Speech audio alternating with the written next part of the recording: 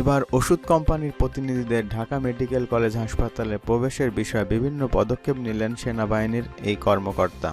এবং এই যে ওষুধ কোম্পানির প্রতিনিধিদের ব্যাপারে মন্ত্রণালয় থেকে একটা চিঠিও দেওয়া হয়েছে, আগেও ছিল, কিন্তু মাননীয় উপদেষ্টা মহোদয় এটা স্বপ্রণোদিত হয়ে একটা চিঠিও দিয়েছেন কয়েকদিন আগে, যেন ওষুধ কোম্পানির প্রতিনিধিরা সরকারি হাসপাতালে সরকারি মানে যে অফিস টাইমে প্রবেশ করতে পারবে না। তো এটা ওনার সাপোর্ট আছে। ওষুধ কোম্পানি, যেটা আপনারা জানেন যে কয়েকশো ওষুধ কোম্পানির প্রতিনিধি হবে, যে এখানে প্রতিদিন আসে।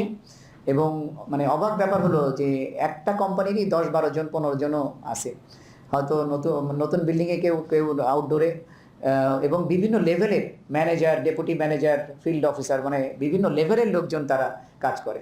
আর যেটা সবচেয়ে সমস্যা, যে আমাদের একটা রুগী, মানে হয়তো রুগীরা লাইনে দাঁড়ায় আছে, এর মধ্যে হয়তো একদম রিপ্রেজেন্টেটিভ ঢুকে সে ডাক্তার সাথে কথা বলছে।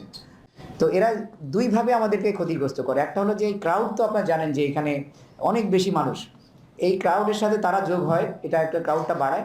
ওই সময়ের মধ্যে কিন্তু আরেকজন রুগী সে দেখে ফেলতে পারতো, এবং একজন না, দেখা যায় একজনের পরে আরেকজন ঢুকছে। তো এইভাবে মানে তারা একটা বড় সময় আমাদের। তো আমরা আজকেও আমাকে ওই উপদেষ্টা মহোদয় যখন ফোন করেছিলেন আমাকে, উনি বলছেন আপনি এগুলো ধরে রাখার চেষ্টা করেন।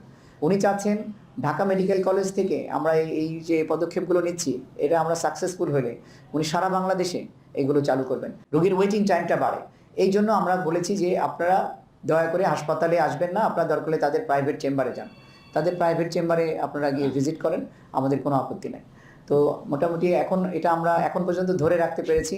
যদিও এখন তারা, আমি আজকে যখন গেলাম দেখলাম একটু দূরে আছে, তো ওই মেইন গেটে, কলেজ গেটের ওইদিকে দূরে আছে, দূরে দূরে থাকছে আর কি। ওয়ার্কিং আওয়ার অ্যাকচুয়ালি 6.5 ঘন্টা, সেখানে কিছু ধরেন শুরু করতে এবং শেষের দিকে মিলে হয়তো 1 ঘন্টা এমনিতেই কাজ হয় না, 5.5 ঘন্টা।